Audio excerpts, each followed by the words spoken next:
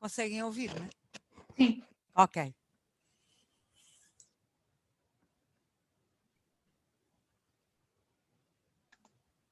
Consigo ouvir, alto e claro. Ótimo. Eu é a primeira sessão a que estou a ajudar. Não sei se têm alguma experiência com o Zoom. Pouca. Basicamente, pronto, vão ser dadas permissões de entrada às pessoas que estão a aguardar para entrar na sessão e a partir do momento em que seja a hora, que eu acho que está em cima da hora exatamente, acho que pronto, pode ser começada, pode ser iniciada a vossa apresentação.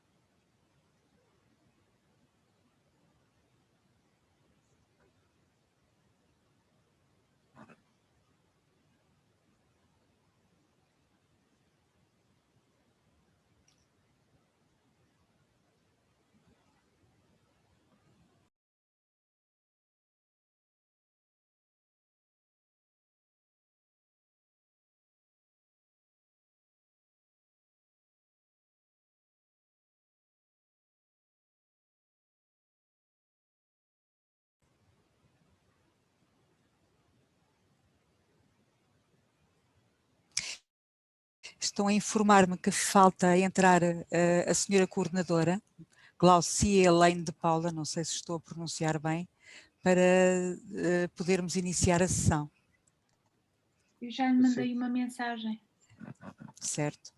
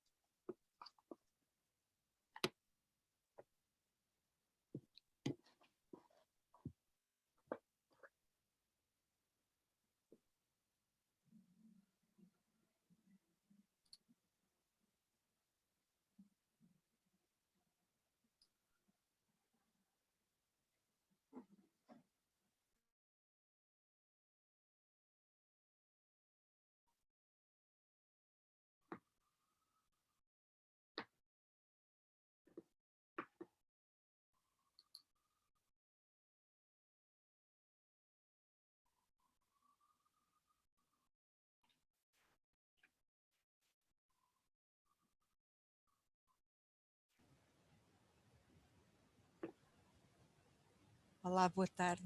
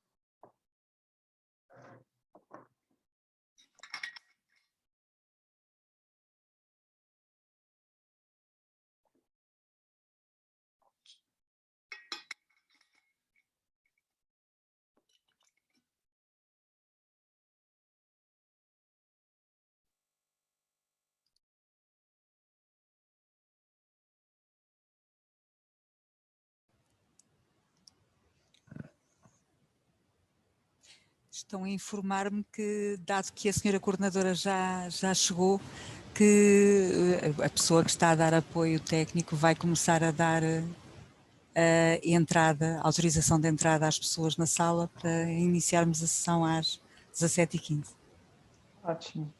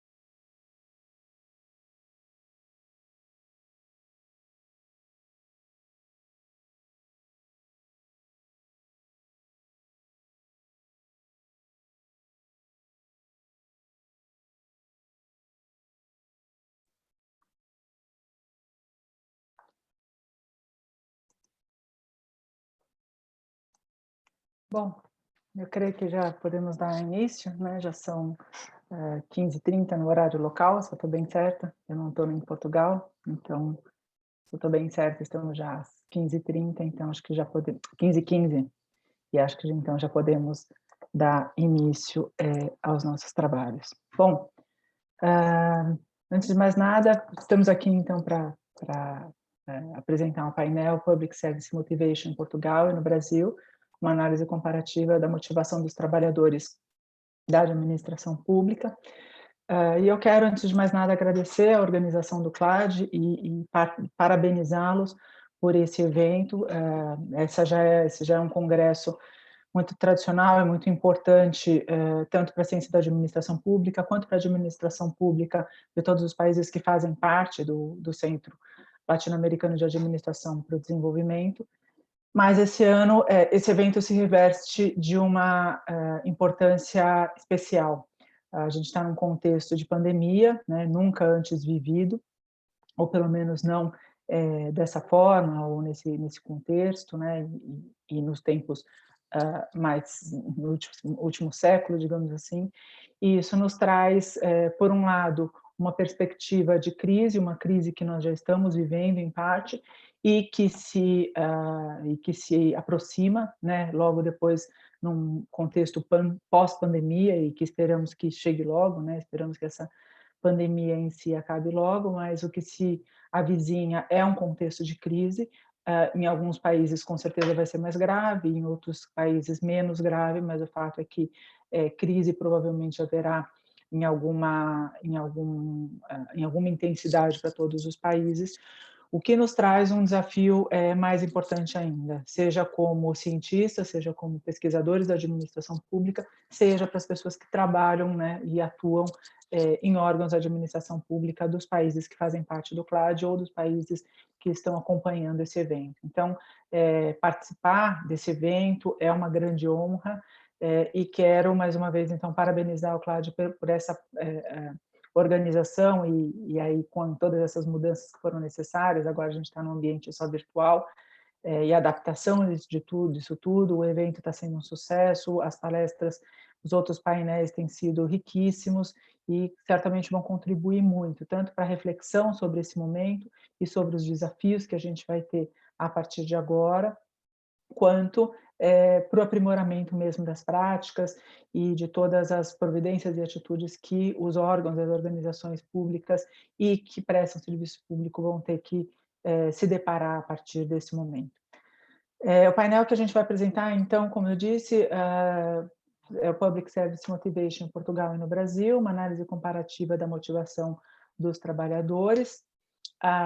E aqui a gente conta com pesquisadores do tema da Universidade de Lisboa, e os meus colegas, em especial a Carla Miguel Gonçalves e Paulo Martins Gonçalves, além de estudarem o assunto na academia, atuam na administração pública portuguesa, o que lhes dá uma experiência muito importante e definitiva, digamos assim, para poder agregar essas reflexões que nós faremos hoje.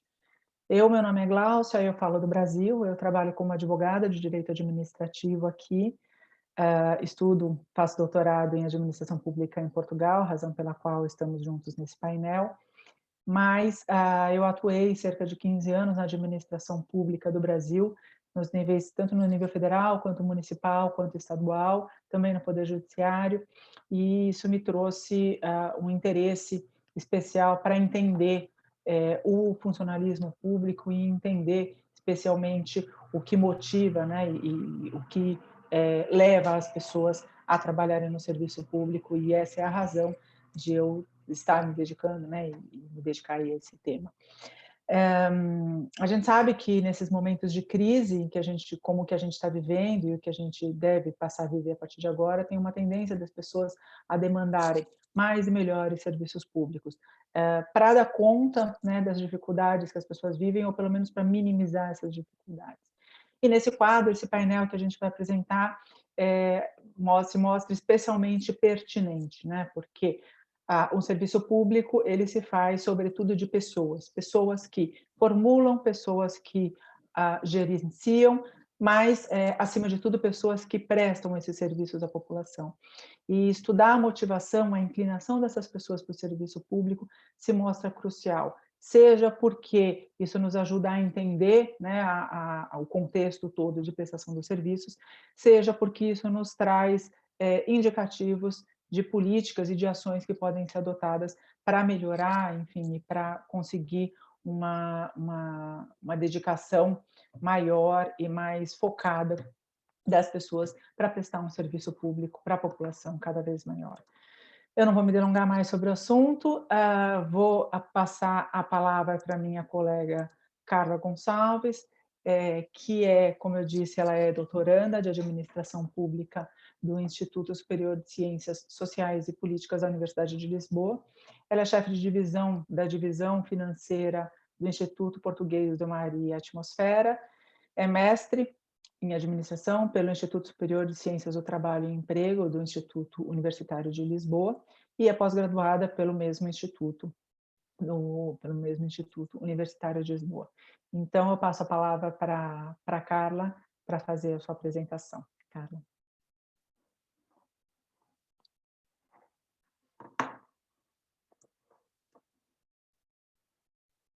Carla, nos ouve? Sim, estou a ter dificuldade em compartilhar. Ok.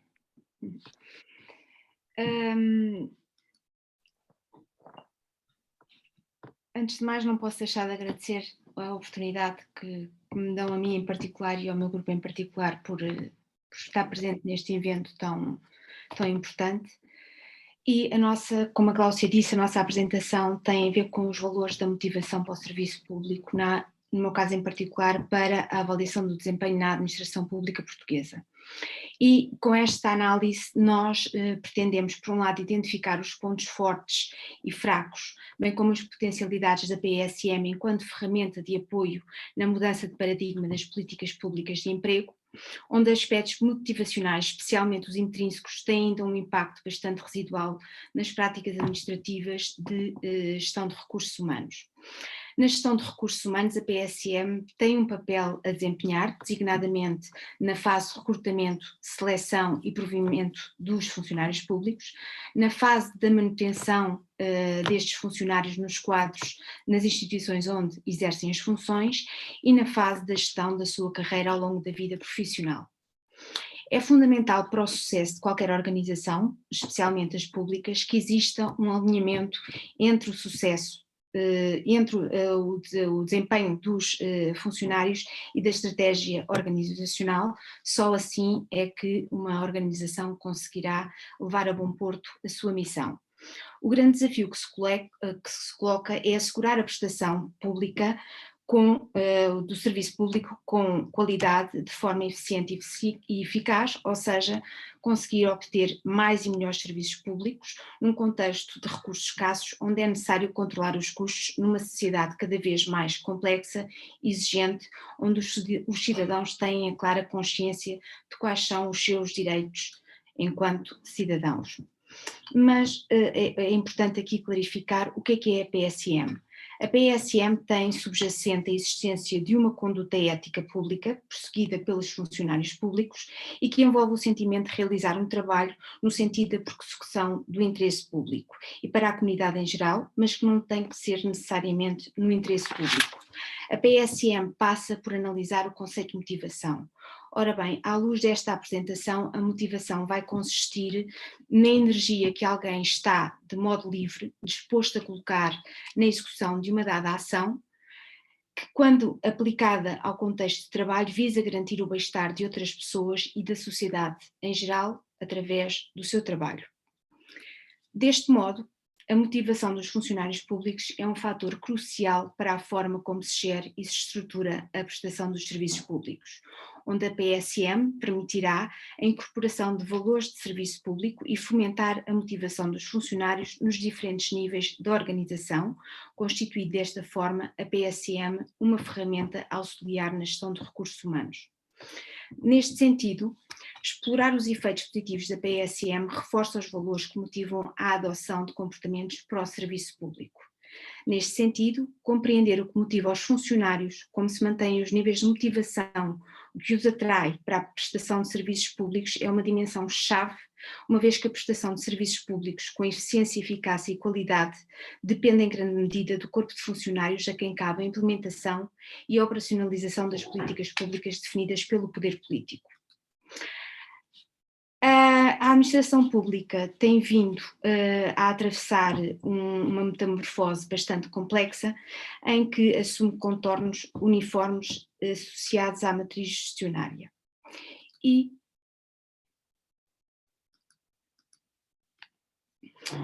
há aqui um conjunto de dimensões que é necessário destacar neste quadro da PSM. Ou seja, há um interesse público que consiste na agregação de interesses individuais, os funcionários tendem a responder a clientes, ao governo cabe o dirigir e dinamizar as forças de mercado, de forma a obter mais e melhores serviços públicos. O Estado assume um papel mínimo, descentralizado e desconcentrado, e existindo um grande enfoque na eficiência e na eficácia dos serviços públicos, com qualidade, mas com a minimização dos custos. O New Public Management sustenta assim que os prestadores de serviços públicos têm interesses próprios, que são motivados essencialmente por recompensas salariais que resultam da concretização dos objetivos e das metas definidas, ou seja, está muito baseado na recompensa geralmente financeira e monetária da concretização dos objetivos que lhe foram estipulados. A eficácia dos incentivos financeiros na melhoria do desempenho e no cumprimento dos objetivos não é, contudo, consensual. A New Public Management colocou em causa a natureza e a ética do serviço público. As restrições orçamentais não são única e exclusivamente as únicas razões responsáveis por esta causa. Ou seja, a aproximação à gestão privada tem, contudo, efeitos perversos. É responsável pela causa das responsabilidades serem difusas, dado que o grande enfoque é feito nos resultados e esquece um pouco as especificidades próprias da natureza do serviço público, verifica-se um distanciamento da razão de ser do serviço público e do seu impacto nos verdadeiros beneficiários e da sociedade em geral.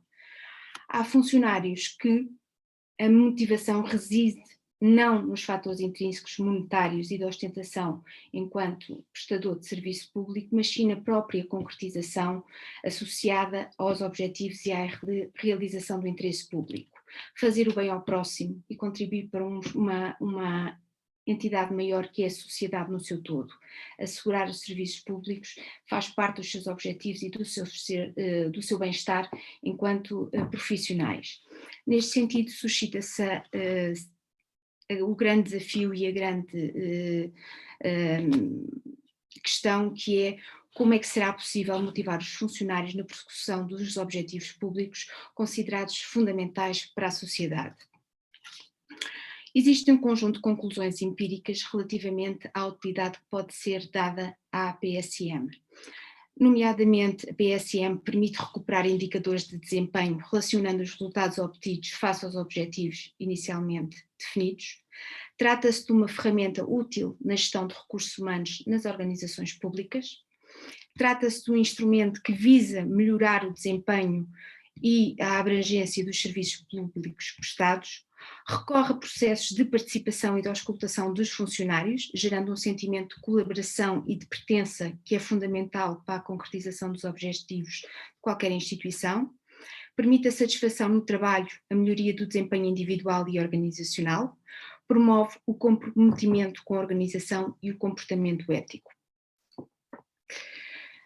Os processos de governança participativa, portanto, devem suscitar o interesse do poder político e dos gestores públicos, na medida em que as mudanças de políticas públicas podem influenciar os níveis de PSM individuais.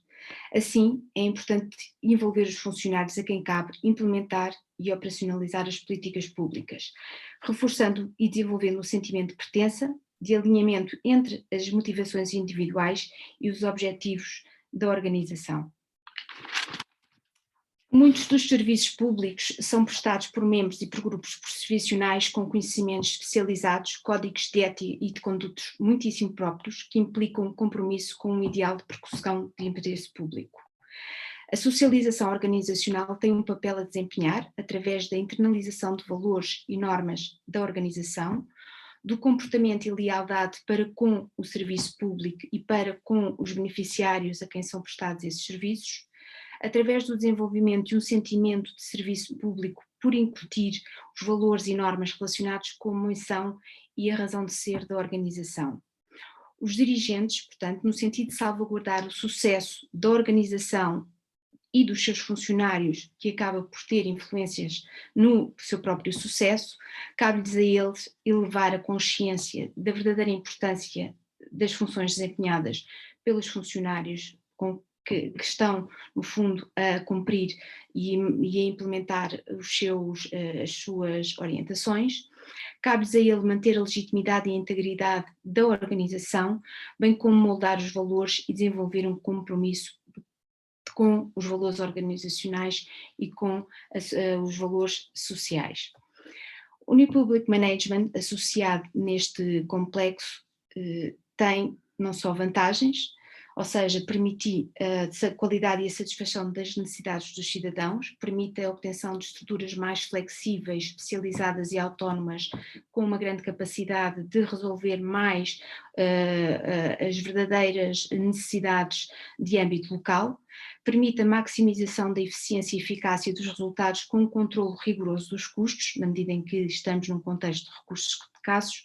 No entanto, não é desprovido de desvantagens, na medida em que esta dispersão em estruturas flexíveis provoca, no fundo, a existência de responsabilidades difusas. Há um foco na questão dos resultados e na minimização dos custos, o que permite que haja um distanciamento face ao serviço público, à sua verdadeira essência e às necessidades do público-alvo, que são os beneficiários dos serviços públicos, e, portanto, no fundo, há um distanciamento face aos cidadãos e à própria sociedade em geral. E, portanto, nestes termos, o New Public Management causa uma ameaça à Public Service Motivations, ou seja, visa atrair e manter nas organizações com motivações essencialmente extrínsecas, vocacionadas com a recompensa por méritos, essencialmente de cariz financeiro ou de progressões mais rápidas nas suas carreiras, o que afasta, por vezes, aqueles funcionários que têm um índice de PSM mais elevados e que, à partida, estarão mais vocacionados para a prestação do serviço público na sua verdadeira essência. Neste sentido, é necessário promover o equilíbrio entre as motivações intrínsecas e extrínsecas, pelo que há que incorporar na atual gestão de recursos humanos dimensões da PSM como critérios de seleção e de recrutamento mais atrativos, promover uma política de gestão que permita manter e motivar os funcionários públicos. Neste sentido, a PSM pode ser um instrumento para melhorar o desempenho a nível dos serviços públicos, na medida em que permite a satisfação dos funcionários no decurso das suas funções, permitirá um desempenho individual e organizacional articulado e em sinergia, permitirá um comprometimento organizacional ligada à ética e à conduta própria da profissão prosseguida e permitirá a escolha de um emprego em função da PSM de cada um dos funcionários. No entanto, não é, como tudo na vida, nada é desprovido dos seus efeitos perversos, mas quando existem desajustes entre expectativas do funcionário e a própria organização, pode causar situações de stress e de burnout. Relativamente à realidade nacional da reforma da administração em Portugal, os modelos de administração pública e de Estado são influenciados indubitavelmente pelo contexto social, económico e político de cada país, e estes processos são conduzidos no sentido de melhorar o nível de resposta, numa ótica de maximização de eficiência, eficácia e de maximização da qualidade, incluindo também sob o ponto de vista orçamental. Os grandes marcos essenciais no processo de modernização administrativa em Portugal foi 1974 e 1986, ou seja, através da implementação da democracia e através da implementação da entrada de Portugal na Comunidade Europeia. Só através destas duas dimensões é que foi possível a estabilidade política, que foi fundamental para o processo de modernização administrativa e que exigiu, por sua vez, a abrangência de novas competências e de capacidades de respostas da economia e da própria administração pública, tendo em vista a persecução da grande prioridade da época, que era que Portugal ganhasse competitividade face aos restantes países.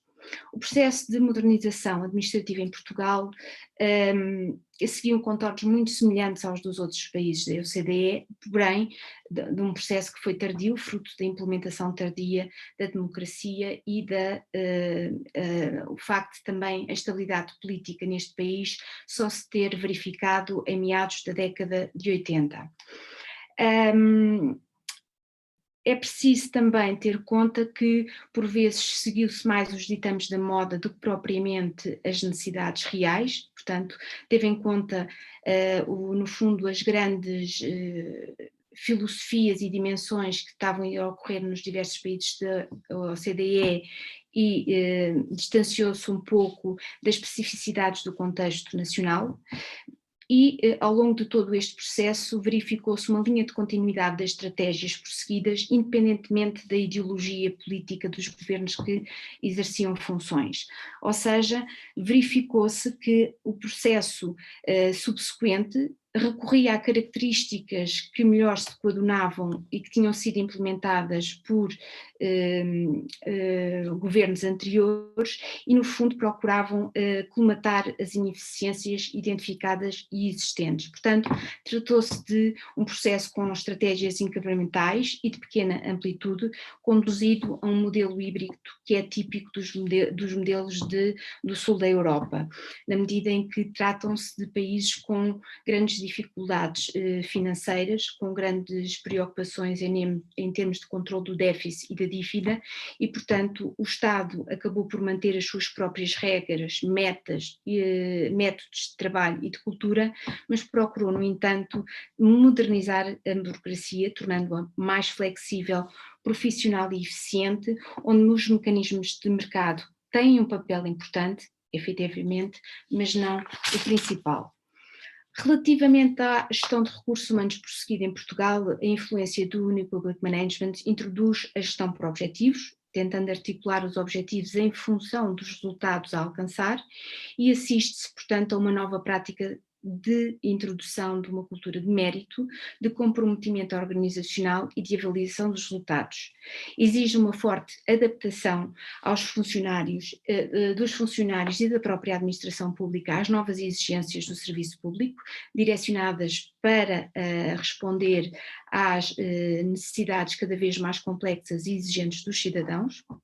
E a gestão de recursos humanos compreende um conjunto de ações e decisões de gestão relativamente ao recrutamento, seleção e provimento, ao acolhimento e integração dos funcionários, o desenvolvimento de competências técnicas e profissionais e a gestão de promoções e de progressões na carreira. O que é certo é que até 2004 o sistema de avaliação existente era baseado em fichas de notação anuais para aferir a classificação de serviços, sem que se tivesse muito em linha de conta, no fundo, o esforço e o empenho na persecução do interesse público, ou com uma grande preocupação com a missão e com os objetivos da própria instituição. E estes instrumentos tinham uma fraca fiabilidade face aos resultados obtidos e uma grande fragilidade do mérito, na medida em que muitas das vezes as pessoas que eram premiadas não eram necessariamente aquelas que teriam melhores desempenhos e que contribuíam mais para o sucesso da organização, o que trazia grandes problemas de credibilidade. E, portanto, em 2004 surge o CIADAP, que é o Sistema Integrado de Gestão de e avaliação do desempenho dos funcionários da administração pública, e trata-se de um novo paradigma para avaliar os resultados obtidos em função dos recursos alocados.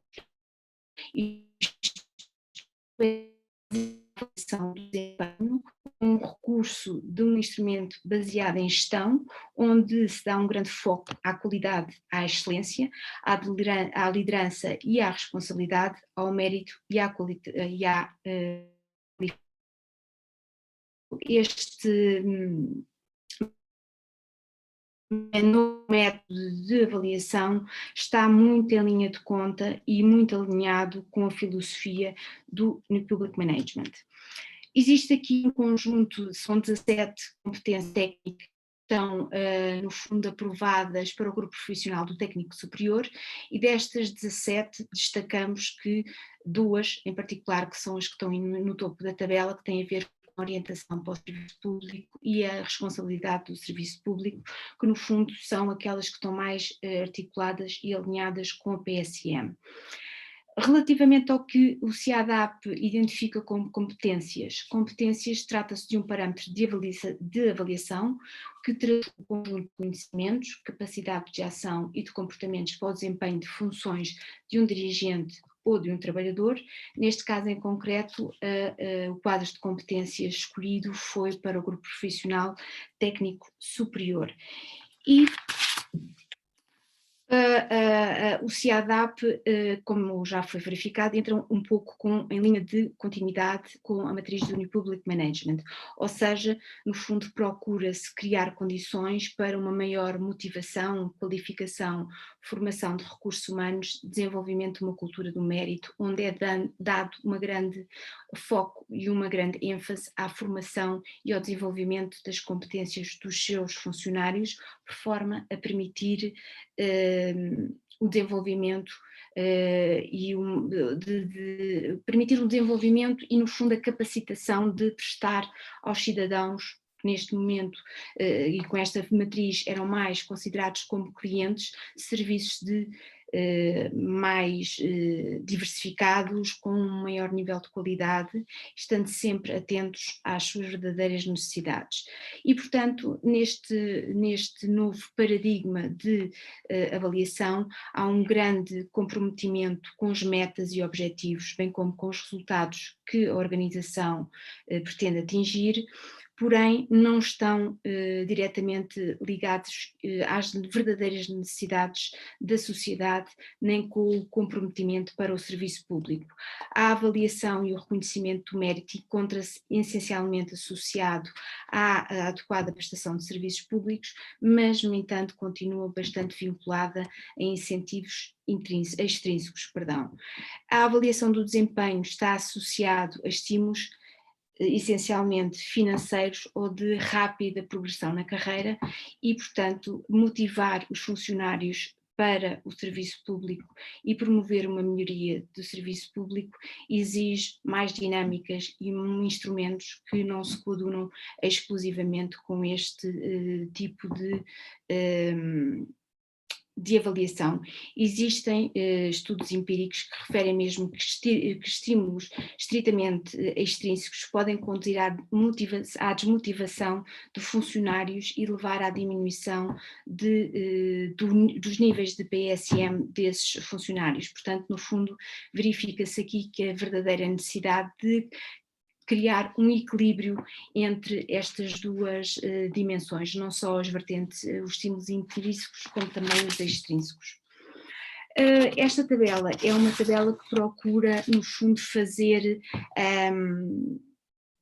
a avaliação e no fundo, tentar perceber qual é a ligação entre as duas competências que nós verificámos que estávamos mais ligadas à PSM, daquelas 17 competências do grupo profissional do técnico superior, e verificou-se que destas duas competências temos os comportamentos associados à orientação para o serviço público, nomeadamente através da demonstração do compromisso com os valores e princípios éticos do serviço público, a identificação dos beneficiários e das suas necessidades e a prestação de serviços públicos em cumprimento dos princípios de transparência, integridade e imparcialidade. Estes comportamentos estão, no fundo, associados à estratégia da PSM relacionada com a integração de integrar a motivação para o serviço público nos processos de gestão de recursos humanos. Procura também mostrar-se disponível para responder às solicitações dos clientes internos e externos à organização, e neste momento está associada à estratégia de PSM, que consiste em criar e transmitir significado e à finalidade do emprego público. A outra componente será o desempenho de funções de forma justa e imparcial, pautado por valores de igualdade e neutralidade, associada às estratégias da PSM de criar legitimidade social para o serviço público. A outra componente das competências do grupo profissional são os comportamentos associados à responsabilidade e compromisso com o serviço, nomeadamente reconhece o seu papel na missão e responde às solicitações no âmbito das suas funções, tendo em vista a concretização dos objetivos da organização e visa cumprir as regras e as normas instituídas na organização a que pertence, encontrando-se, portanto, um paralelismo com a estratégia de PSM ligada à integração do serviço público na missão e estratégia organizacional.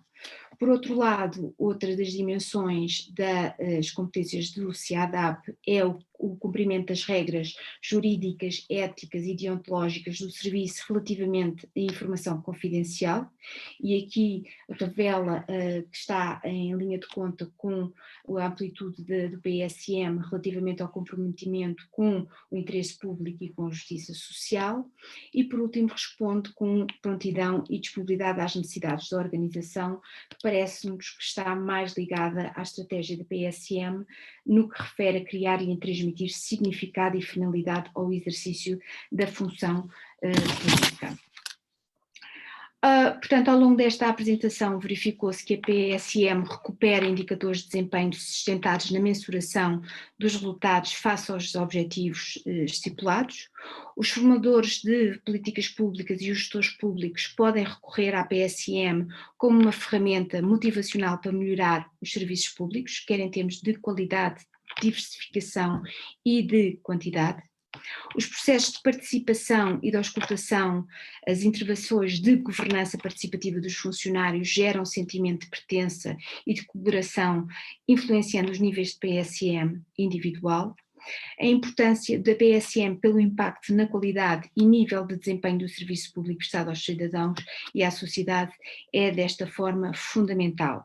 A questão que existe e que ainda está muito pouco explorada é, no fundo, trazer as mais-valias da PSM às mais-valias que são não desenvolvidas e que foram implementadas e que ainda andam em curso com a New Public Management. A agregação, portanto,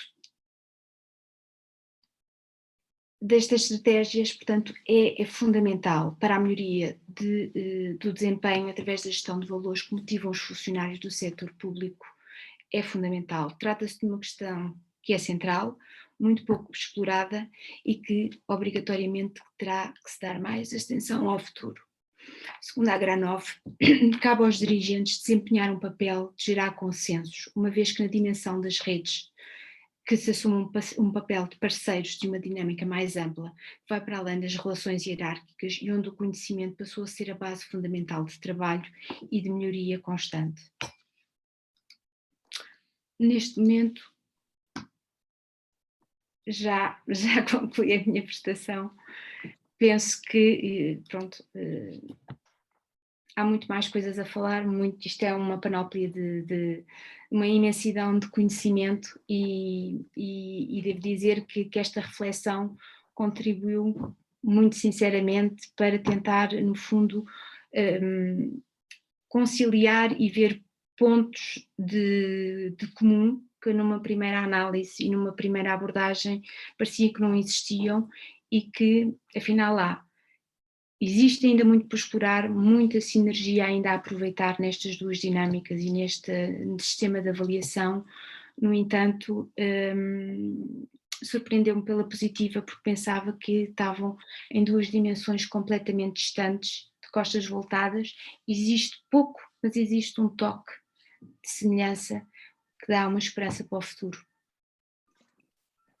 Bom, obrigada, Carla. Foi incrível a sua palestra. Bom, já conhecia o seu trabalho, mas acho que para todos foi muito enriquecedor poder tomar contato com toda essa sua reflexão e com toda essa gama de informações e de pensamentos que você nos traz sobre esse tema.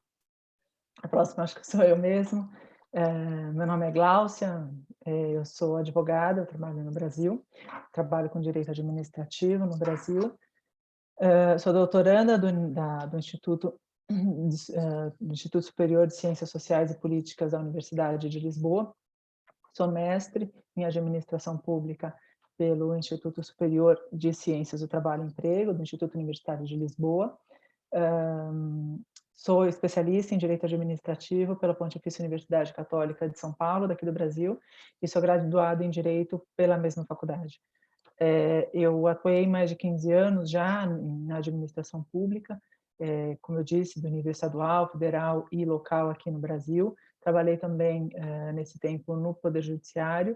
Os últimos locais em que eu atuei, inclusive, foram o Ministério da Justiça e o Conselho Nacional de Justiça, e, enfim, deles que trago um pouco das bagagens, das reflexões que me trazem até esse momento de estudo. Então, eu vou compartilhar aqui a minha apresentação.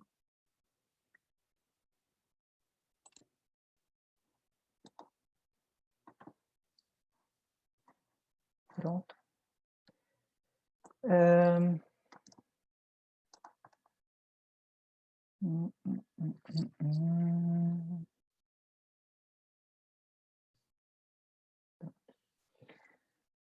Bom, então, estamos na área temática de profissionalização, ética, integridade e... só um pouquinho. E sensibilidade social como pilares da função pública do século XXI. O nosso painel já foi apresentado, e o tema dessa apresentação são os valores do serviço público que motivam os funcionários em órgãos da administração pública nacional e local no Brasil. Vou fazer uma breve contextualização do Public Service Motivation. A Carla já fez uma contextualização teórica muito boa, então vou tentar ser breve. O construto, o estudo do Public Service Motivation surgiu a partir de pesquisas que comparavam a motivação de trabalhadores públicos e privados, principalmente no que diz respeito ao resultado de incentivos extrínsecos, notadamente de cunho econômico. Só um minuto. Bom, a primeira menção, então, que se faz ao construto num texto de 1982, do Hal Rainey, em que ele traz a expressão Public Service Motivation, e, na sequência, em 1990, o professor James L. Perry e a professora Louise Wise trazem o primeiro conceito de Public Service Motivation, que é esse que está na tela. A motivação para o serviço público pode ser entendida como a predisposição de um indivíduo para responder a motivos fundamentados em instituições e organizações públicas. Portanto, Public Service Motivation, que a gente traduz como motivação para o serviço público, a gente traduz assim não é por outra razão, é justamente porque não se trata de estudar quais são os motivos que incentivam os trabalhadores ou que estimulam os trabalhadores do setor público. Se trata de entender qual é a inclinação, ou qual é o nível de inclinação que esses trabalhadores têm para o serviço público, ou, em outras palavras, qual é a vocação que eles têm para trabalhar para o bem comum, para o bem da comunidade. Nos primórdios ainda, né, quer dizer, o início do construto, do estudo da pesquisa de PSM, surgiu, então, a partir de pesquisas que trabalhavam questões motivacionais, aspectos motivacionais em várias áreas da ciência, não só da administração pública, mas muito em outras áreas também, das ciências sociais como um todo. E desses estudos, foram extraídas algumas hipóteses, e essas hipóteses foram traduzidas, digamos, em categorias de motivos. Isso já pelo professor Perry, pela professora Wise em 1990, né, esse texto que é considerado um dos textos, ou o texto precursor da teoria de PSM no mundo. E já nesse texto eles trouxeram essas 3 categorias de motivos, que são os motivos racionais, os motivos baseados em normas e os motivos afetivos, que são, portanto, uma organização das hipóteses que foram levantadas a partir desses estudos anteriores, das hipóteses e das situações e dos motivos que foram identificados nesses estudos anteriores. E a partir dessas categorias, o professor Perry, no texto de 1996, detalhou esses motivos em dimensões e depois em indicadores. E com isso ele construiu a primeira escala de PSM. Essa escala, que, né, na verdade, um questionário, né, ele traz como proposições algumas dessas hipóteses que foram retiradas da doutrina anterior, e como fruto de uma validação dessas hipóteses, de um teste que redundou nesse estudo de 1986, ele formulou 24 indicadores do que seria a motivação para o serviço público, que ele dividiu em 4 dimensões. Essas dimensões são as que estão na tela: atração pela formulação de políticas públicas, comprometimento com o interesse público, compaixão e autossacrifício. Essa escala do professor Perry, embora seja de 1996 e tenha, portanto, mais de 20 anos, ela ainda hoje é considerada a base do estudo de PSM para muitos, e especialmente no Brasil, todos os estudos de PSM que já foram desenvolvidos, ou pelo menos são conhecidos sobre PSM no Brasil e que aplicaram a escala de PSM no Brasil, aplicaram essa escala do professor Perry. Então, ela ainda é considerada um paradigma, em que pese essa escala tenha sofrido, a partir dos anos, sucessivas evoluções, digamos, né? Então, muitos estudiosos, a partir dessa escala, a partir das proposições do professor Perry, analisaram, testaram, validaram em seus próprios países essa escala, o que levou a uma reorganização das dimensões, a uma reorganização dos indicadores. A escala mais recente, que tem sido amplamente divulgada e utilizada, é uma escala que foi desenvolvida por Sun-Moon Kim e por mais 15 estudiosos, são, portanto, 16 dentre os principais estudiosos de PSM no mundo, que desenvolveram essa nova versão da escala, que foi publicada, portanto, em 2013, e que trouxe, o interessante é que entre esses 16 estudiosos, está o professor James L. Perry, que foi o criador dessa primeira escala que eu disse, né, e que ainda é, enfim, utilizada, e, portanto, essa é uma evolução que conta com a contribuição do criador da primeira, ou do criador mesmo, da primeira versão da escala de PSM. Essa escala de 2013 que eu digo, então, teve uma reorganização das dimensões e que redundaram nessas 4 dimensões. As 2 primeiras foram mantidas: autossacrifício e compaixão. A atração pela formulação de políticas públicas foi substituída pela atração pelo serviço público, e o comprometimento com o interesse público foi substituído por comprometimento com valores públicos.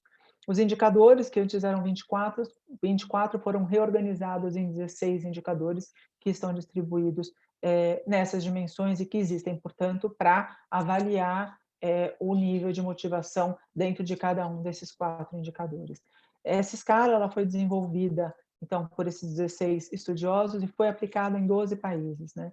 E dentre esses 12 países, 8 deles mostraram, em 8 deles, essa escala se mostrou plenamente adequada, né, e hábil a testar e avaliar a motivação para o serviço público dos servidores, e em 4 países ela não se mostrou tão adequada, ela demonstrou, pelo contrário, a necessidade de adaptações, principalmente em termos de cultura, né, em razão do contexto cultural de cada um desses países, para que ela fosse melhor utilizada. Esses 4 países são a Itália, a Lituânia, a Coreia e os Países Baixos. Então, isso nos mostra um indicativo, e essa pesquisa ela aponta para isso, para um indicativo de que, em que pese haja esse esforço internacional de desenvolvimento de uma escala que possa ser utilizada em diversos contextos, em diversas culturas. O fato é que o trabalho de validação e de aplicação, ele pressupõe necessariamente uma análise dessa escala e uma validação que considere um contexto cultural e um contexto, inclusive linguístico, do país em que ela for aplicada, para que se saiba se efetivamente a escala ela é adequada ou não é adequada para aquele contexto. Aqui no Brasil, nós tivemos, dentre os estudos que trabalham PSM, 5 que se referem especificamente à teoria e que, de alguma forma, aplicaram ou tentaram aplicar a escala de PSM. Eu vou falar detalhadamente de cada um deles. O primeiro é o da Dolores, que foi desenvolvido na Fundação Getúlio Vargas. Todos esses 5 estudos eles foram frutos de pesquisas de mestrado, de doutorado em grandes universidades brasileiras e foram, de alguma forma, digamos, validados, né? Todos os resultados desses estudos foram validados nessas universidades. Então, o primeiro que vale a gente falar é o da Dolores, é um estudo de 2016, que foi desenvolvida na Agência Nacional de... A escala foi aplicada na Agência Nacional de Petróleo e na Petrobras. A Agência Nacional de Petróleo é a agência reguladora de petróleo e dos combustíveis, dos biocombustíveis no Brasil, e a Petrobras, né, que a gente conhece, é a empresa, a Sociedade de Economia Mista, que cuida e que tem, até um tempo atrás, tinha inclusive um monopólio da exploração e distribuição do petróleo no Brasil. Hoje não tem mais um monopólio, mas ainda é responsável pela exploração e distribuição de petróleo no Brasil. O relatório, desculpem, a escala ela foi aplicada então para funcionários tanto da ANP quanto da Petrobras e a pesquisadora conseguiu 647 respostas. Entretanto, e aí o que ela relata que ela aplicou, na verdade, a escala de Perry de 1996, como eu estava dizendo, então, que todos os estudos brasileiros que têm notícia aplicaram essa escala e não outras versões, ela também foi uma delas, ela aplicou essa escala de 1996. Mas o que ela identificou é que essa escala não se mostrou adequada ao contexto das organizações em que ela aplicou, em que ela analisou os resultados. O curioso é que na banca, isso foi uma pesquisa de mestrado na Fundação Getúlio Vargas, e na banca dela estava inclusive o próprio professor James L. Perry. Então, o fato, quer dizer, quando ela indica que a escala ela não se mostrou adequada, não se mostrou válida para aquele contexto em que ela foi aplicada, isso mostra uma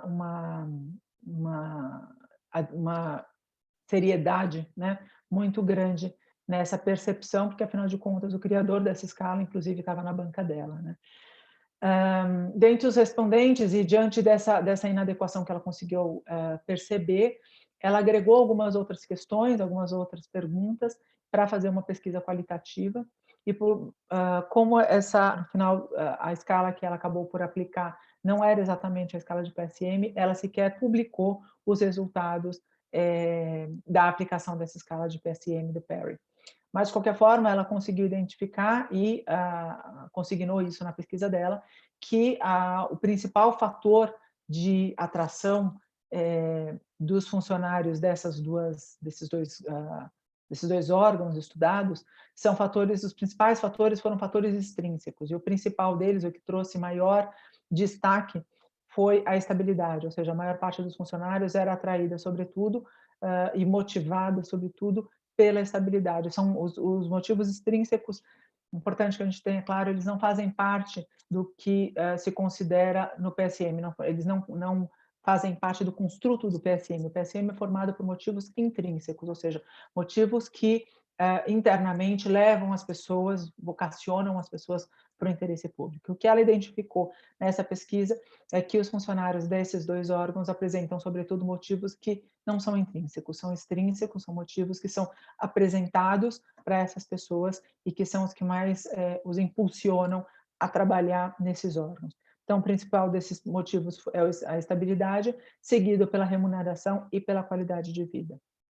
Outro estudo que também trabalhou o tema da PSM foi o estudo do Antônio Gonçalves da Silva Júnior. Ele aplicou não exatamente a escala de PSM, que foi desenvolvida pelo Perry, mais uma escala que ele desenvolveu a partir da escala do Perry e a partir de outros estudos de motivação. E ele conseguiu, a partir da aplicação dessa escala, 253 respostas. Identificou, em que pese ele não tenha utilizado exatamente a escala do Perry, portanto a gente não possa comparar os resultados da pesquisa dele com outros resultados, mas ele identificou entre os indicadores que ele colocou nessa escala dele, que a maior motivação das pessoas também estava ligado a motivos extrínsecos. Isso gera, então, uma menor motivação por motivos intrínsecos do que as demais categorias de servidores que a gente vai ver, que são os servidores do nível federal, estadual e municipal das pesquisas seguintes.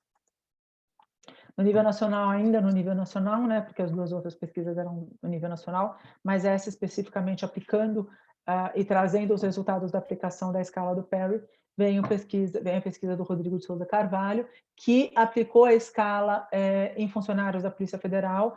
Ele abrangeu tanto funcionários administrativos, quanto peritos e policiais mesmo, delegados e agentes policiais da Polícia Federal Brasileira, distribuídos pelo país todo. Conseguiu um número grande de respostas, 576 respostas. E a pesquisa foi desenvolvida para comparar ou para fazer uma análise entre a motivação e a liderança na Polícia Federal, e os perfis de liderança que foram identificados na Polícia Federal. Ele aplicou a escala de PSM que ele próprio traduziu e ele próprio validou, utilizou uma escala Likert de 11 pontos e obteve uma média de ou alcançou uma média de 7,15 pontos dentre as respostas. O que o pesquisador identificou é que, e isso é uma curiosidade, os indicadores que tiveram, ele faz um detalhamento, né, das médias alcançadas em cada uma das dimensões, em cada um dos indicadores, e traz digamos, o valor dessa resposta para cada um dos respondentes. E o que se percebe é que os indicadores que tiveram maior nível, maior pontuação, foram justamente os indicadores que dizem respeito ao comprometimento organizacional, e que, portanto, tem menos relação com o interesse público, com a atividade finalística, como a gente diz no Brasil, dos órgãos em que eles atuam, né? Tem mais relação ao comprometimento com as organizações. Isso, por um lado, se mostra convergente com os valores da própria Polícia Federal, que foram traduzidos, pelo menos no decreto que traz os critérios de desempenho, de avaliação de desempenho dos funcionários, mas traz uma contradição com a própria natureza da atuação do órgão da Polícia Federal, né? É um órgão que está intimamente ligado a uma atuação direta com a população, uma atividade não só de uma importância crucial, como de um interesse público muito evidente, né, muito latente, mas mesmo assim o que se mostrou, o que se percebeu entre esse número grande de respostas, foi uma menor aderência aos valores ou aos motivos relacionados ao interesse público, uma aderência menor do que aos valores e aos motivos mais relacionados ao comprometimento organizacional ou à vinculação das pessoas com a finalidade do seu próprio órgão, independente de qual for. Como eu estava dizendo, então, os critérios de desempenho são desenvolvidos, os critérios de desempenho da Polícia Federal, eles foram fixados por decreto, um decreto presidencial, que fixou 7 critérios, e dentre esses 7 critérios de avaliação de desempenho dos funcionários, nenhum deles diz respeito ao interesse público. Todos eles dizem respeito a questões internas da polícia, como hierarquia, como habitualidade, cumprimento de horários, etc., o cumprimento das normas, de um modo geral, etc. Ou seja, não dizem respeito diretamente ao interesse público. Portanto, essa predominância dos funcionários e dos valores dos funcionários está convergente com isso. No nível estadual, a pesquisa que foi publicada e que a gente tem a única pesquisa desenvolvida em nível estadual e que se tem notícia no Brasil de PSM, foi essa desenvolvida pelo Ellison Rosa, no estado de Goiás. Ele aplicou a escala de PSM do Perry, que foi traduzida e que foi validada pela Buiatti, que a gente vai ver na sequência, a Carolina Buiatti. Ele utilizou a mesma escala, aplicou para gestores governamentais. Gestores governamentais é uma carreira específica que tem por finalidade justamente a formulação de políticas públicas. É uma carreira de alto nível, de nível estratégico, geralmente bem paga, tem uma remuneração comparativamente alta dentro do funcionalismo público, e ele aplicou entre funcionários dessa carreira e ele conseguiu 102 respostas. Ele conseguiu uma média de 3,54 pontos, numa escala Likert de 5 pontos. E o que chama atenção é que as dimensões que apareceram com um nível mais alto, que despontaram como predominantes, foram a compaixão e o comprometimento com o interesse público, enquanto que a mais baixa foi justamente a atração pela formulação das políticas públicas, o que causa estranheza, como eu estava dizendo, em relação à razão de ser da própria carreira, né? Que a carreira ela existe para que sejam pessoas formuladoras de política pública, e essa é justamente a dimensão que aparece com menos destaque dentro da avaliação das pessoas dessa carreira que responderam ao questionário. E, por fim, a pesquisa da Carolina Lasmar Buiatti, de 2007, que foi aplicada na cidade de Ribeirão Preto. Ela validou, ela traduziu a escala do Perry de 1996 e validou essa escala e aplicou essa escala em alguns órgãos, em 3 secretarias, Secretaria de Administração, Secretaria de Finanças e Secretaria de Saúde do município, da cidade de Ribeirão Preto, conseguiu 109 respostas, e dentre essas 190, aliás, respostas, e dentre essas respostas, surgiu uma média de 3,37 pontos, como se vê, um pouquinho menor, né, ligeiramente menor do que o que se atingiu na pesquisa de nível estadual, e que foi aplicada com a utilização da mesma escala, a mesma tradução, os mesmos termos. Chama atenção aqui também que as dimensões que despontaram como mais prominentes foi a mesma, né, o comprometimento com o interesse público, enquanto que a mais baixa coincide com a da pesquisa anterior, que é justamente a atração pela formulação das políticas públicas.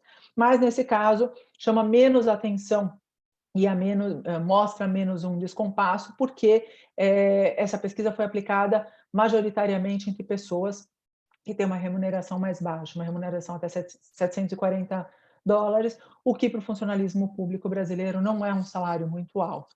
E o que indica, então, que a maior parte das pessoas que respondem essa pesquisa provavelmente atua num nível mais operacional, tem mais contato, portanto, com o público e menos contato com a formulação das políticas públicas, o que, então, é convergente com o fato de que os valores relativos ao comprometimento com o interesse público despontaram como predominantes e aqueles relativos à atração pela formulação de políticas públicas menos.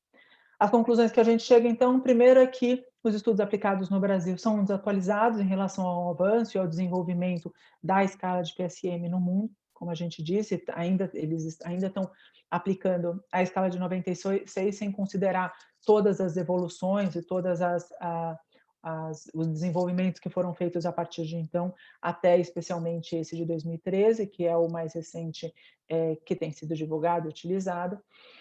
O que se percebe é a utilização da mesma tradução da escala, embora o Rodrigo, que fez o trabalho na Polícia Federal, ele tenha feito uma tradução própria e não tenha utilizado a da Carolina, ela é praticamente idêntica, então isso também chama atenção.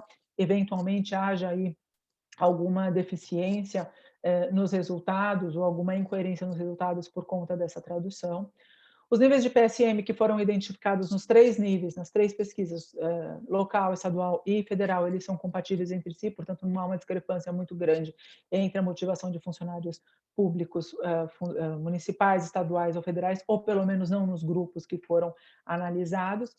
E o que chama atenção é que a dimensão do comprometimento com o interesse público prepondera em todas essas pesquisas que foram avaliadas.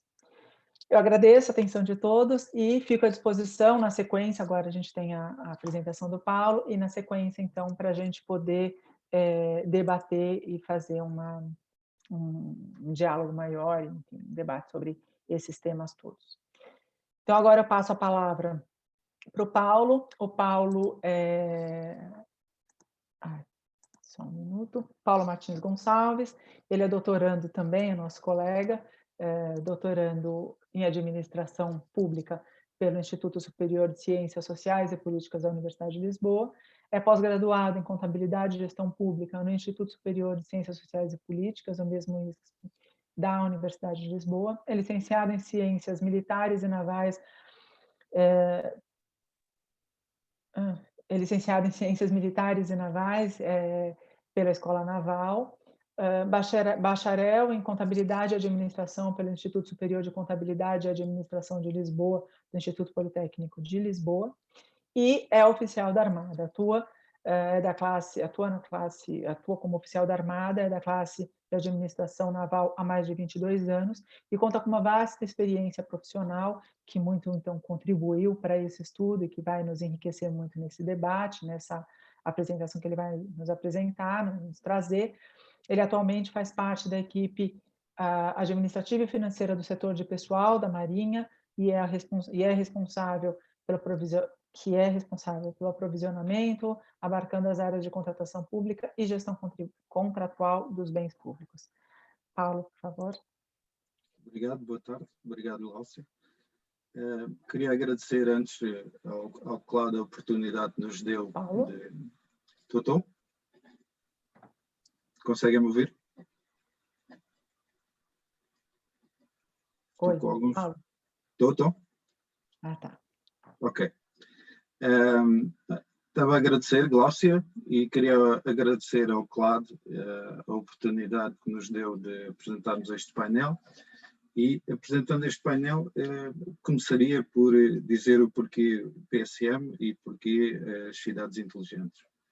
O tema do meu trabalho é sobre a motivação para o serviço público nas cidades inteligentes.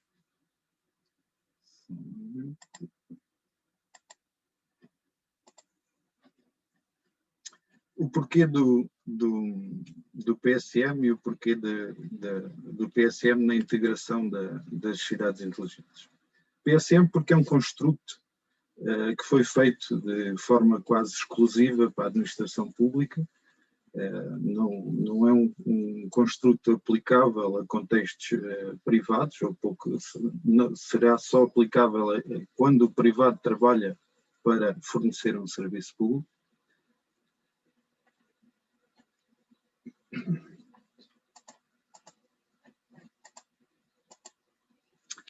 E nas cidades inteligentes, porquê? Porque cada vez mais temos observado que a população reúne-se e conglomera-se em vastos aglomerados urbanos. A partir de 2018 já temos mais de metade da população mundial a viver em aglomerados urbanos.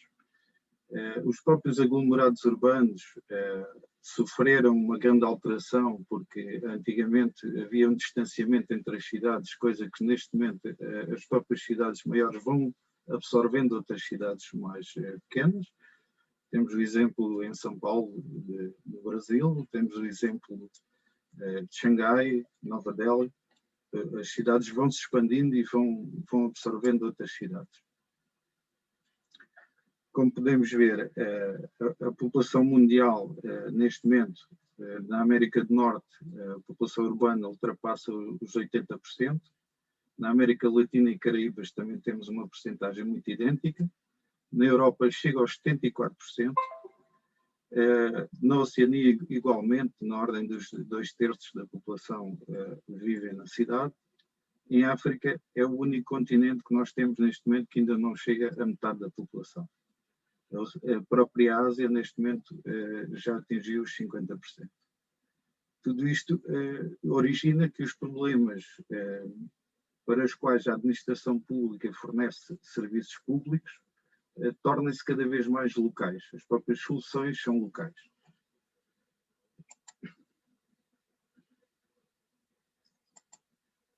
Numa primeira pesquisa do estudo, nós tentámos ver aqui se havia uma comparação nestes estudos a nível de Brasil e Portugal. constatamos foi que em Portugal os estudos são tão diminutos que praticamente circunscrevem-se ao estudo efetuado pelos professores João Fonseca, José Nascimento e Damasceno Dias, que tem uma amostra de 138 sujeitos, predominantemente femininos, que foi feito numa tentativa, com sucesso, de validação da escala de Perry ao contexto português. Estes 138 sujeitos eram todos da administração pública, embora num contexto académico. Como podem ver, estes são mais alguns indicadores de que a população urbana ultrapassa largamente a rural. É na população urbana que nós temos os serviços, é na população urbana que estão concentrados os recursos para satisfazer as necessidades das pessoas.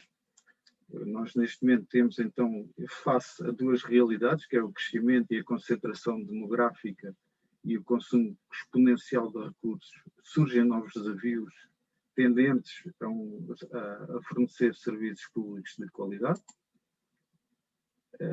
Os próprios problemas que surgem nas cidades, que são típicos das cidades, não aparecem nas zonas rurais. Nas zonas rurais, os problemas são mais ao nível energético.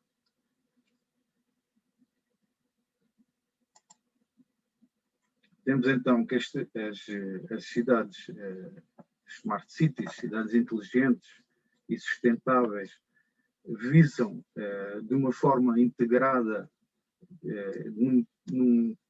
com uma base tecnológica integrada, satisfazer serviços na área dos transportes, da educação, do ambiente, próprio comércio, segurança, saúde, energia. Temos então aqui duas bases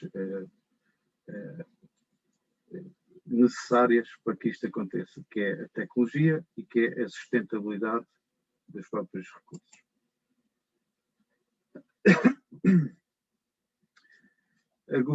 A governança, então, do Estado.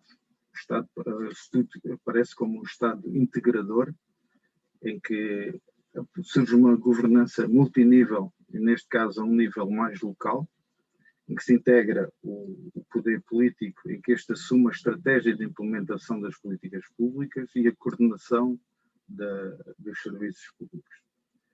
O Estado age numa ótica de pluralidade, procurando a contribuição dos vários atores, procurando que o local, o nacional e o supranacional se consigam convergir no mesmo sistema. E desta forma consegue-se integrar entre os atores privados, os grupos de interesse e as comunidades de cidadãos locais.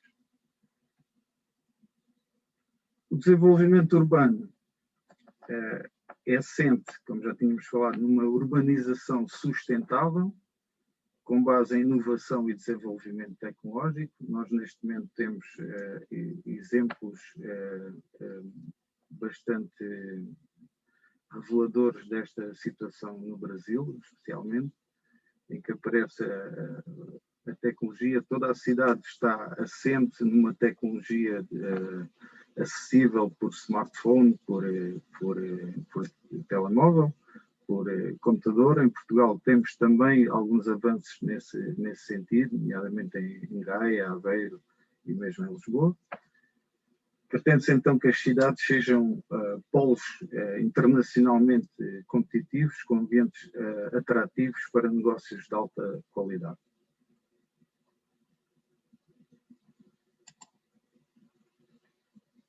Estas iniciativas pretendem-se então, de uma forma muito sintética, e sintetizam-se com estes 4 termos: são inovadoras, sustentadas, inclusivas, inteligentes. Inovadoras porque apresentam soluções para problemas, muitos deles não tinham surgido até agora. Sustentadas por forma a que o ambiente tenha o mínimo de agressividade possível. Inclusivas porque levam à participação do cidadão e dos grupos de interesses. E inteligentes porque integram a tecnologia. passa então a ser valorizadas as pessoas e não só a produtividade, isto em termos de serviços públicos. A cidadania e o próprio serviço público são valorizados acima do empreendedorismo. Temos então que a Smart City assenta numa execução de 6 pilares. 6 pilares que não só não de âmbito convergente, mas que se interligam entre eles. A economia de recursos inteligente, mobilidade, ambiente, pessoas, modo de vida e governança. Estes 6 fatores têm que interligar-se entre si. Em Portugal não existem cidades de grande dimensão, existe aqui uma cintura urbana de alguma dimensão em Lisboa, mas não existem cidades de dimensões grandes. E, no entanto, continua-se a haver muitas iniciativas em busca da melhoria da qualidade dos serviços e do bem-estar da população urbana.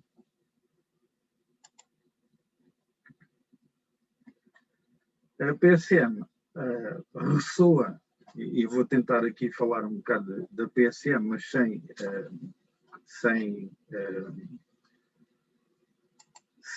repetir o que as minhas colegas já falaram. A PSM ressoa a nível da administração pública e da investigação académica, atendendo a que existe uma longa tradição académica no uso de motivos altruístas para explicar o comportamento organizacional. A própria PSM faz uma ponte entre as análises de nível institucional ou organizacional e de nível individual, e é um exemplo de rigor no que se refere ao desenvolvimento das escalas de investigação. Já tinha também referido que era um dos poucos construtos desenvolvidos especificamente no campo da investigação da administração pública. E, por último, existe uma relevância da PSM na comunidade de investigação, com especial relevo nos Estados Unidos da América, Dinamarca, Países Baixos e tal. Nós temos, inclusive, cerca de 600 publicações e artigos,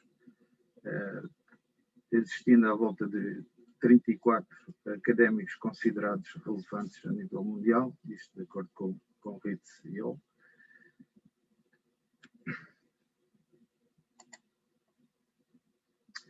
Em termos de pesquisa, de estudo da PSM, desenvolvida em serviços públicos, de Smart Cities, e em alguns casos não foi referido o contexto da Smart City, mas sim o contexto urbano. Ou seja, aqui uma primeira análise foi para a Smart City, e como havia poucos estudos nessa área, foi então pesquisar ao nível urbano. E a nível urbano, a nível mundial, só encontrei 6 artigos relevantes.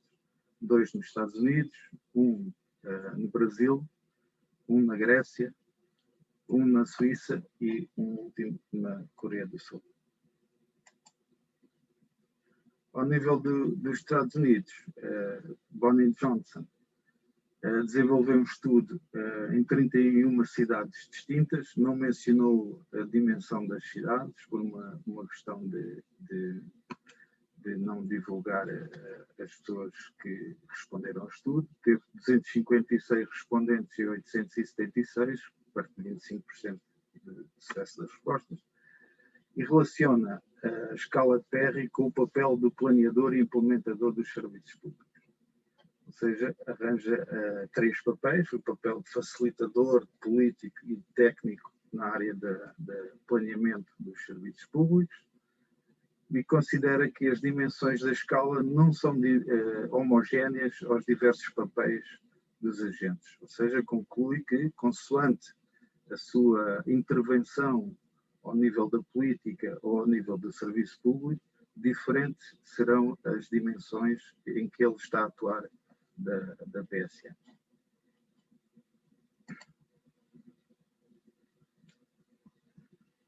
Um segundo estudo nos Estados Unidos foi também desenvolvido para 545 serviços académicos,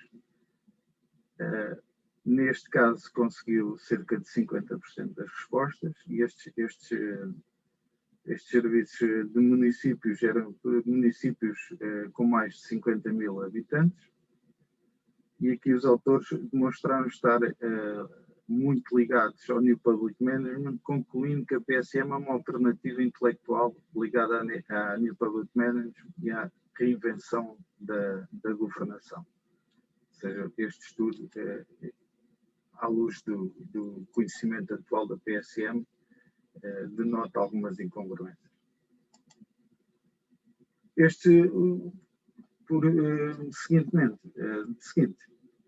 O estudo do Brasil, desenvolvido por Carolina Boiati na cidade de Ribeirão Preto, já foi mencionado pela minha colega. No entanto, foi um estudo pioneiro no Brasil, foi um estudo iniciante da aplicação da escala de Peck. Ao nível da Europa, temos também 3 estudos realizados em cidades. Temos um estudo realizado na cidade de Sografou, mas que é um estudo que tem uma amostra muito diminuta. Estamos a falar de 50 respondentes no universo de 352 trabalhadores administrativos que a cidade tinha.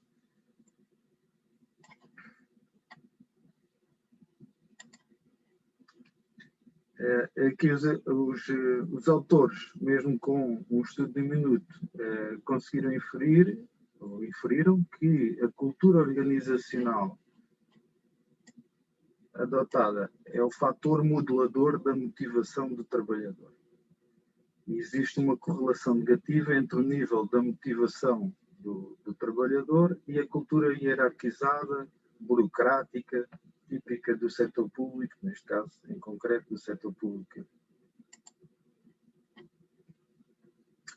Ao nível da Suíça, encontramos também um estudo, este sim, um estudo muito mais abrangente, muito mais vasto, não só pelo número de respostas, 3.754, mas também pelo número de municípios participantes, ou seja, quase 10% dos municípios suíços, em que existe aqui um relato que vai muito de acordo com o que a minha colega Carla referiu atrás, que é a existência de efeitos negativos relacionados com o PSM. Efeitos tais como o stress e a exaustão ou burnout. Ou seja, há um impacto negativo nas restrições de forma burocrática que as organizações têm no próprio processo de satisfação dos trabalhadores públicos. Não só a nível de ambições de carreira, que poderão não ser atingidas, como pelo facto de níveis de desempenho de trabalho, por vezes não conseguem ser atingidos por estas restrições. O 6º estudo foi desenvolvido, eu quando falo aqui em 6º estudo não falo numa sequência temporal, porque eles temporalmente não são seguidos. Este aqui, por exemplo, de CEU foi anterior à da Carolina Boiati, é de 2006, em CEU, numa altura em que a própria administração sul-coreana estava a tentar implementar práticas de governança multinível, e essa é uma das conclusões, inclusive, que o autor fala no estudo, que poderá ter consequências ao nível da falta de uma possível falta de objetividade no estudo. Ele conseguiu 1.840 respostas num total de 2.500 solicitações, e ele confronta a PSM com 2 tipos de práticas. Prática de New Public Management e práticas de governança. E ele considera então que não chega a uma conclusão concreta para cada um dos modelos, diz sim que existem efeitos negativos e positivos sobre a motivação para o serviço público e ambos. Não chega à conclusão de qual uma. E considera, inclusive, que o estudo foi condicionado não só pela sua antiguidade, como pelo facto de estarem a ser implementadas práticas na administração.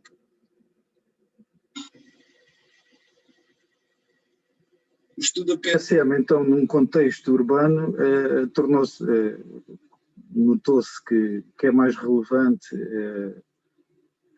no caso dos Estados Unidos, no primeiro estudo aqui apresentado, de Bonnie Johnson, realizado em 31 cidades norte-americanas, em que ficou patente a relação entre os papéis desempenhados pelos trabalhadores na implementação e no planeamento das políticas públicas.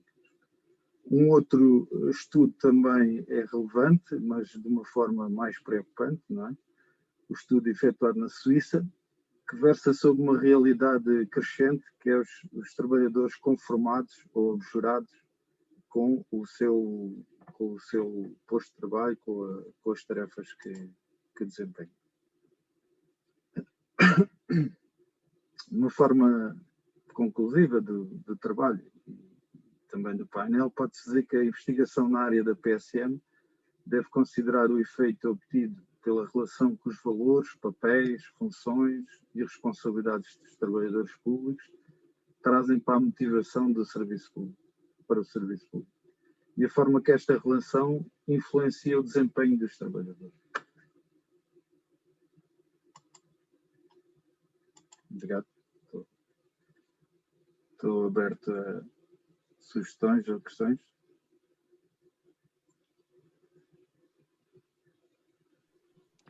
Paulo, obrigada. Acho que você tem que parar o seu compartilhamento. Bom, obrigada, Paulo. Obrigada, Carla, também.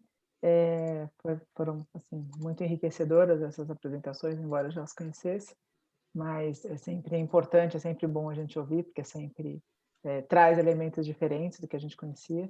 E para quem estuda PSM é muito bom, né, ouvir e saber da experiência de quem vê e de quem estuda isso em outros países, como tantos os que o Paulo trouxe. Traz para a gente, então, uma perspectiva desse estudo diferente do que a gente vê, e inclusive um ânimo para o desenvolvimento, como a gente diz, pelo menos aqui no Brasil, especialmente em outros países, no Brasil e em outros países em desenvolvimento, tem um campo largo para desenvolvimento de pesquisas e que podem ser utilizadas e muito úteis para o aprimoramento da administração pública e do serviço público como um todo. A gente tem aqui um comentário e uma pergunta. Considerando que eu vou falar em português, tá? Porque está em espanhol a pergunta, todos podem ver porque está no chat. Considerando que o Christopher Hood trouxe em 1991 o conceito de NPM, as administrações públicas trabalham em sua modernização, especificamente implementando tecnologias de informação em seus processos. Consideram que a necessidade cada vez maior de trazer competências digitais será uma motivação para os empregados públicos, ou ao contrário, será uma limitante e gerará desmotivação e estresse? Acho que Paulo poderia começar respondendo. Assim, eu considero que, de modo geral, que é uma motivação. Mas, no entanto, todo o ser humano tem de início uma aversão à mudança. Ou seja, a mudança não é um processo linear e de fácil absorção. É um processo que tem que ser planeado, em que tem que haver para que seja implementado, tem que haver um envolvimento a um alto nível na administração pública, não pode ser só a um nível de serviços públicos, a um nível mais de atendimento ao público, não pode ser esse nível, tem que ser um nível de um alto patrocínio das chefias para que isso aconteça. Não sei se, como a pergunta foi feita em espanhol, se o português poderá ter sido muito rápido ou difícil de compreensão. Há uma questão que eu pretendo, se calhar, aqui complementar, que é, dada no fundo, a versão e a falta de competência técnica de alguns funcionários públicos, também houve uma aposta a nível da formação e da capacitação dos próprios funcionários públicos para tentar colmatar por um lado, quebrar o gelo e, por outro lado, capacitá-los e dar-lhes a confiança no sentido de conseguir desempenhar as suas funções nesse novo universo que é as tecnologias da informação e do conhecimento. Aqui no Brasil também a gente tem um desafio muito grande nessa área, seja porque uma parte importante do funcionalismo é formado por pessoas mais velhas, que têm, portanto, maiores dificuldades, seja porque a introdução da tecnologia ela não é uniforme em todos os órgãos, então isso às vezes traz disparidades e dificuldades na governança de um modo geral. Então isso é uma questão especialmente motivadora, desafiadora no Brasil, e eu pessoalmente acho que isso induz a motivação para algumas pessoas, no sentido de mostrar-se, de a tecnologia se apresentar como uma ferramenta importante e motivadora, e impulsionadora mesmo, e não acredito que ela seja desmotivadora para outras pessoas. As pessoas que estão desmotivadas já estão. Não acredito que a tecnologia contribua negativamente para isso. Temos aqui uma outra pergunta, não sei se ele pôs no chat para todos, mas é do Ronaldo, que inclusive foi meu colega de mestrado. Muito bom encontrá-lo por aqui, Ronaldo. Acreditam que a pandemia contribuiu para a motivação dos trabalhadores da administração pública para inovar em processos por meios digitais? Paulo, podia começar de novo. Eu posso falar disso e com alguma experiência, porque a pandemia pôs-me alguns meses em casa, nomeadamente na altura da primeira vaga. Nesta segunda vaga estou metade dos dias em casa, mas mantenho os serviços, mantenho o contacto com o meu pessoal.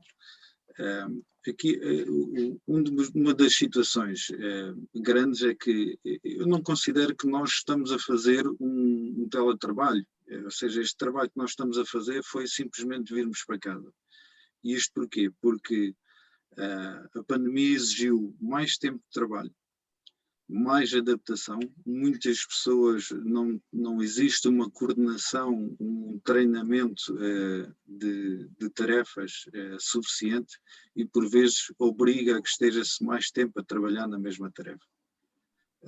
Por esta situação, não houve desmotivação, é um acréscimo de trabalho. Muitas vezes não fazemos um trabalho com 7 horas diárias, com 8 horas diárias, não começa às 9 e acaba às 6, e eventualmente damos por nós, em horas inoportunas em termos de trabalho,